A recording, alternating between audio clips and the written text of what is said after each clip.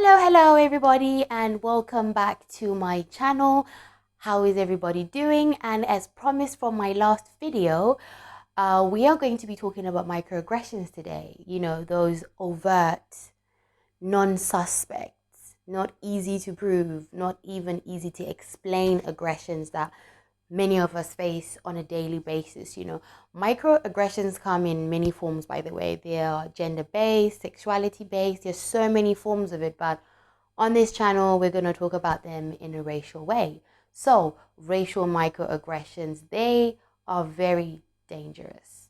Very dangerous. Some people do not think that they're that dangerous or that they're that valuable or even that threatening.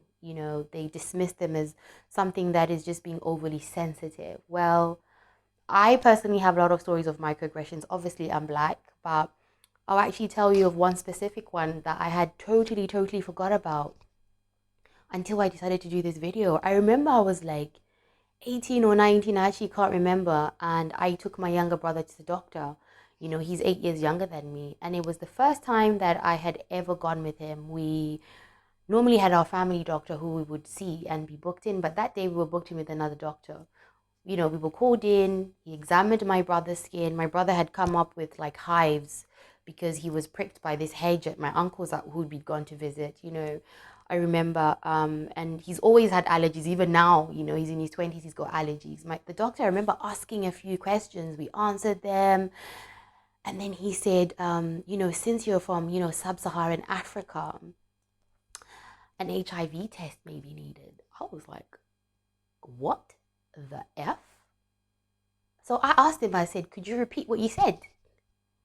But obviously the way I said it was not like that. He realized in that moment, I remember, that the person sitting in front of him wasn't going to let this slide at all. And to be honest with you guys, I completely lost it. They had to evacuate all the patients, I remember, from that floor.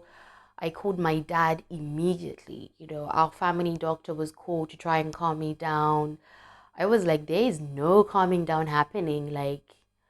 I was like, he hasn't even, looked at my brother. He's just looked at his skin, somebody who's obviously had an allergy to something, and then he's talking about an HIV test. I remember she tried to get me into a consulting room. I called my dad. I told my dad, you need to call the police. It was war at that moment for me. My brother was like, I think 8 years, I can't remember at the time. And imagine like what he was thinking, just a kid. And I remember our family doctor begging me like to go into her consulting room, and she apologized. She was like, I don't know why he said all that. All my brother needed was just an antihistamine, like a strong antihistamine. But just think about that. Had that been anyone else, they could have completely not known what to do at all. Completely could have just gone with it.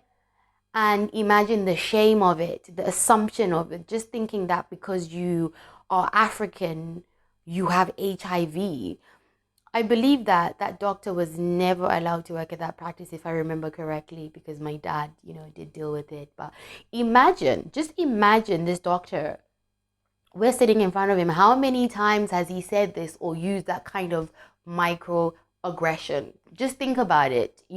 How many times has he said that to somebody or used some type of microaggression towards somebody? The funny thing is, these poisonous, non-conscious degradations and put downs may seem harmless, but in the long run, the more they're used against people, it becomes this burden of a lifetime. This burden of microaggressions can, as I said in my last video, can contribute to PTSD, shorten a person's lifespan, and have a whole person or a generation of people with zero confidence. Let's look at schools. The microaggressions in the context of schools are useful in exposing the direct and indirect marginality within schools and the history curriculum. There was a study actually that was done about this, and history in schools, especially in Western schools, has had a very inherently devastating consequence for students of color. Just even the way that they're treated at school, the microaggressions they face, but in schools, they love teaching about Black history, only focusing on slavery, the plantation life, let's act that out. Who's the slave master? Who's the slave? You're gonna whip them. This is all done in school as if our history starts as slavery, in class. Your child is already being put down and being told you're beneath everybody. It's a system. Your kids are in a system that needs to let them know that in this system, this is the hierarchy. This is how it starts. And how many parents at home right now watching take the time to teach their kids real African history? That before your children going to school, they have this pride, this level of pride, the gods that they found when they came to Africa. Your kids are already being told in school, without you, that their race is beneath everybody. Those are microaggressions. Those are things that can cause trauma, self-hatred, and so many other things. I'm going to put a link in the description box of the study that I mentioned that was done. I think it was in Leeds, actually. And this study will blow your mind, how the teacher specifically was so racist. He told the kids in an indirect way that white people were superior. And honestly, there's so many other crazy things that he implied in this study. When they studied him, he was unaware that he was being studied for racism, but he was very racially biased and had such microaggressions. I remember my friend, shout out to you if you're watching, he knows about this because he told me the story. He was in a history class with a teacher, I remember he was telling me, and he said they were covering, history, and it came to the civil rights movement, and they were talking about Martin Luther King, Malcolm X, and when he mentioned Martin Luther King, he said, Martin Luther King, the little troublemaker, and how he should never have been allowed to do what he did. What? Imagine the Black kids in that class. Imagine. But many of you, your kids are being taught at school by teachers who have very interesting ideas about you and your kids. Let that sink in. Let that sink in. This man said, Martin Luther King, the little troublemaker. Wow. We can move on and talk about when you're in a group. The crazy comments of, wow, you are so articulate. You are not like the others. I've never really met a Black person like you. The overemphasis on you are so articulate. Never met anyone like you who's Black. The backhanded compliment, which is take the compliment and at the same time look down on your race. Like, it's a double whammy. You just have to just kind of look back and think, wow, imagine being caught up in that kind of a situation, Then you get to someone who speaks with a slight accent, and then they automatically say, oh, I can't understand what he says, It's an automatic thing in the ear. This person is foreign. I don't want to hear what they have to say, I even get it, They go, oh, what did you say? And I'm like, fam, I speak better English than you. So can we just reel it in a little bit, And those are microaggressions. Those are microaggressions that are not needed, but people face them every day. Then we can have a classic case. Let's give an example, a classic case of a white couple, man and woman, walking past a Black guy, and the woman automatically, clutches her handbag more tightly, The guy just checks his back pocket for his wallet, The hidden message in that is a Black guy, Black men, Black people are prone to crime, He's gonna rob us. Oh my God, we don't feel so safe. They're up to no good again. Oh my God, we're fearing for our life. It's those things, you understand? And oh, don't get me started on, oh my God, you speak such good English. Doesn't he speak such good English? Wow. As if English is some superior language and other languages are not equal or uncivilized. You understand? Like, people harbor these unconscious biases and prejudices that leak out in many interpersonal situations and decision points. Decision points are very much affected by this. Who gets the job? Who doesn't? Who's qualified? Who isn't? You could have a perfectly unqualified white person who will get the job over someone of color who is more qualified But the bias and the microaggression is embedded in people. You understand? The reason why microaggressions are very powerful, they hold their power because they are invisible. And therefore, they don't allow white people to see that their actions and their attitudes may be very discriminatory in that moment, in that instant, it's a quick exchange. You understand? It's not a prolonged exchange, it's very quick. And then for the people on the receiving end, it causes this dilemma. You go, what actually just happened there? There's a confusion, an anger, an overall draining of energy. Like, did I react the right way? And then sometimes you think, am I being too sensitive? Like, what just happened there? Just having to process all of that. For some people, it's a lot. You understand? Many, many racial microaggressions are so subtle that neither the target or the person who's the perpetrator can even entirely understand what just happened or what is happening. The invisibility of the racial microaggressions may be more harmful to people of color than hate crimes or the overt and deliberate acts of white supremacy. They are so much more damaging because you cannot hardly ever prove them. It is a quick exchange that you kind of glance at, you think, did that just happen to me? There's so many studies that support the fact that people of color frequently experience microaggressions. That is a continuing thing in our day-to-day interactions with friends, neighbors, co-workers, teachers, employers, academic setting, social setting, public setting. It is a full-time job, a full-time gig. It's draining. The whole thing is, with all these people you encounter, they often make you feel excluded.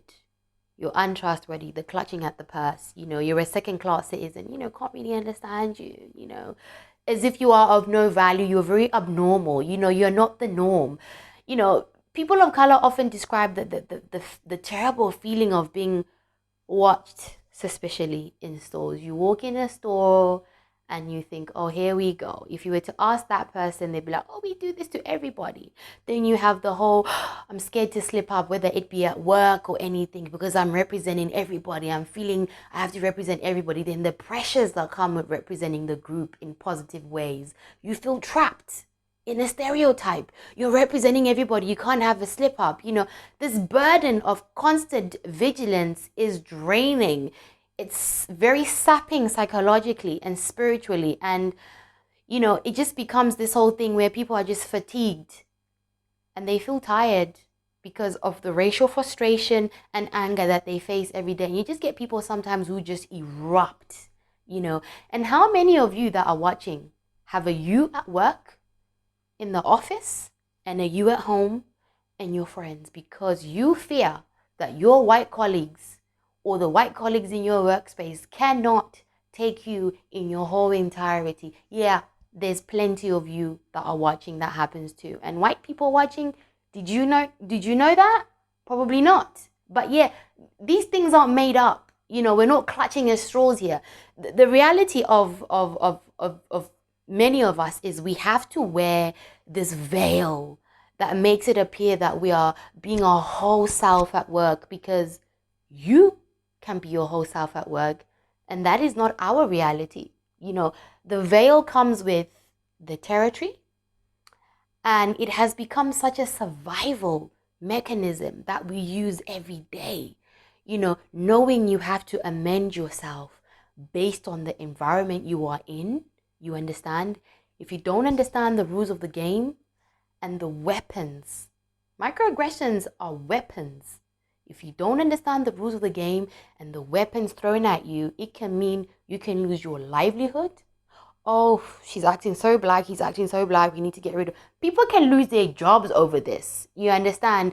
People can lose their personal safety. You walk into a place, you've got to act right. This is how dangerous microaggressions are. You don't amend yourself in the right way, you are either risking yourself or you are risking a lot. Why does anybody have to prove their humanity to anyone? No one has to do that or should ever be in that position. I love how we can have an argument that can ensue between, a white person, and let's just put it out there, a white woman, and happens to be a black guy that's, she's having a go, this disagreement, and it happens to be that the white lady is actually wrong. And if it just so happens that this black guy somehow shouts at her or says anything back at her, he's told, mate, you're being aggressive, you're being really aggressive. Call the police, guys, call the police. Guys, call the police. The microaggression of it all, that this big assumption that, oh my God, this black man is just going to attack this poor white lady. Why? Why is it that you think all these black men are going to be aggressive? The new one, is when a black woman retaliates and says anything back, you're told, oh my God, you're being so aggressive. When the same person saying that has just been doing just the same thing. It's amazing. You get the crying, the, oh my God, you're being so aggressive towards, but they were doing the same thing a minute ago. You understand? Ladies, we have the touching of the hair. Men, if you have dreadlocks or have a beautiful afro, how people just come over to you without your permission and just start touching your hair. The entitlement of it all. It happens at work, at school, on the street. It happened to me actually not long ago, just before lockdown. I was out with my friends, and I remember two girls came up to me, and I was sitting down, and they came and stood right beside me, and one of them went to touch my hair, so I swerved, and I was like, what are you doing? And she was like, well, I just wanted to touch your hair. I said, do I know you? This girl got so angry with me, was like, well, if I had hair like yours, I wouldn't mind people touching my hair. You've got such an attitude about your hair. I said, well, you go find her that you can touch her hair, because I'm not her. The amazing thing is, I remember my friends that I was with, the animosity that built up for me just refusing for her touching my hair. I'm like, my hair is a part of my body. You don't own my body. This mentality goes very, very far back. The feeling entitled to us, dehumanizing, not thinking we have the same feelings, not having the same human feelings. Oh, I can just go over and touch it. You don't own me. I own myself. Honestly, time does not allow me to elaborate on the harmful impact of racial microaggressions that research reveals. Although they may appear like insignificant slides, trivial in nature, studies reveal that microaggressions have very powerful detrimental consequences for people of color. They have been found hugely, one, to affect the mental health of those on the receiving end, two, create a very hostile and invalidating work or education setting. You understand? Three, they perpetuate a stereotype threat. These stereotypes. Four, they create physical health problems. People physically fall sick from having to constantly be under these microaggressions on a daily basis. People have breakdowns. Five, there's a devaluation of the social groups and identities of the people who are on the receiving end of these microaggressions. Six, they lower work productivity and problem-solving abilities because you're under the stress. Seven, they partially are responsible for creating inequalities in education, employment, and healthcare. And if we're going to talk about healthcare, guys, the black woman is the woman who dies the most during and after birth in the UK and America. Why? Because of these microaggressions, these biases. They actually affect the quality of treatment that black women receive. I will be doing a podcast episode on this, and I'm working on it. It's going to be very powerful to reveal to you what people go through, pregnant women in the UK and America that are black go through. But just to finish on the video, I just want to say, guys, do not let these microaggressions develop into and anti-blackness in yourself. F it. You are beautiful. Wear your crown. Concern yourself with thoughts of how you feel about yourself only, and know that you can sound, act, and be anything you want to be, and that is okay. Stop taking responsibility for other people's stuff and feelings. Stop taking ownership of other people's things, especially where you are an other in that environment. Don't look to anybody, because you know what? You need you, and you have your own back. At the end of the day, insecurities and feeling threatened is the root of all these microaggressions. Just know one thing: you are bold, you are beautiful, and let that be their problem. It's not your problem. Well, guys, I hope you enjoyed this video. Thank you so much for watching, and if you like the content, like, comment, and subscribe, and I'll see you on my next video. Bye, guys.